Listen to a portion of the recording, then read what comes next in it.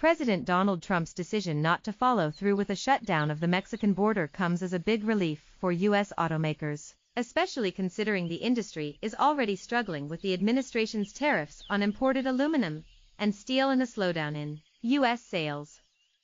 Nearly every major automaker saw sales fall in March, and for the first quarter as a whole, with Cox Automotive predicting U.S. new vehicle demand will be off as much as 7% for all of 2019.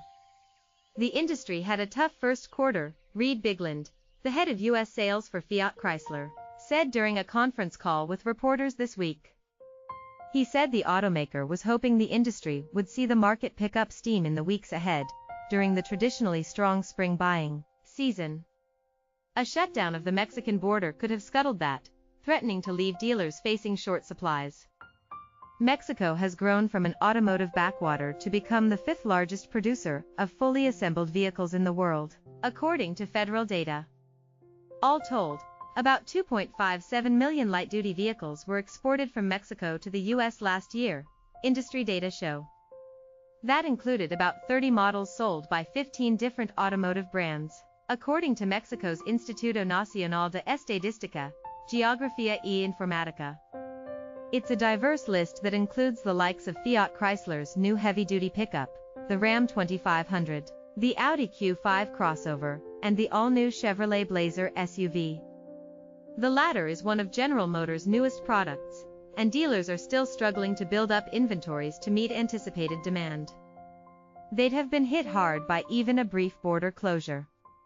But even products built north of the border were at risk, according to industry analysts.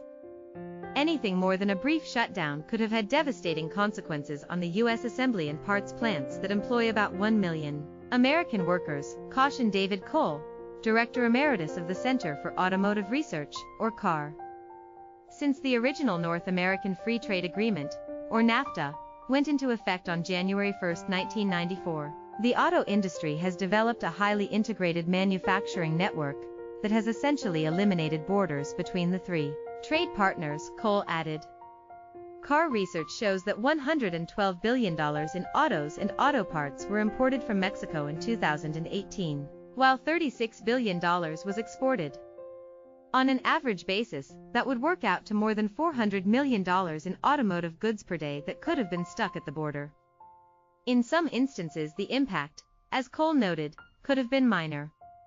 Dealers routinely keep about 60 days of vehicle inventories on their lots, though that can run far longer for slow-selling models.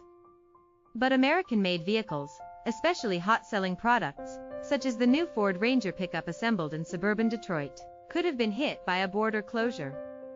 While the figure varies by manufacturer and model, industry data indicate that 38% of the imported parts used in American plants come from Mexico. Many of those are relatively small and inconsequential items, such as trim pieces. But other parts are large and expensive, like the transmissions used in the Chevrolet Corvette. Even before NAFTA, and the explosive growth of Mexican auto assembly operations over the past quarter-century, Mexico was already carving out an automotive niche for itself by creating a special export zone called the Maquiladoras, just south of the U.S. border. It has come to all but dominate supplying some key components, about 70% of the wiring harnesses used on American assembly lines today coming from Mexico. Automakers have occasionally found ways to keep assembly plants running despite shortages of inconsequential parts. The assembly process can barely begin, however, without those bundles of wires that thread throughout every new vehicle. Back when NAFTA was new, the auto industry might have been able to live through a brief border shutdown by drawing down factory inventories. No longer, said analyst Cole.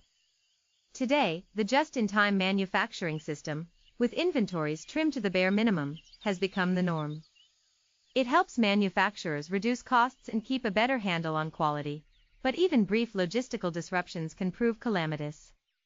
A fire at a single supplier plant in Michigan last May resulted in lost production of thousands of Ford F-Series pickups.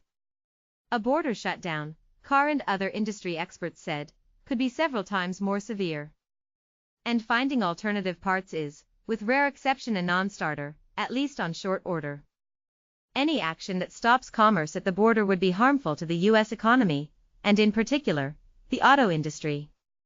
Access to Mexico's marketplace and North American integration are critical to operations in the U.S. Matt Blunt, president of the trade group, the American Automotive Policy Council, said earlier this week.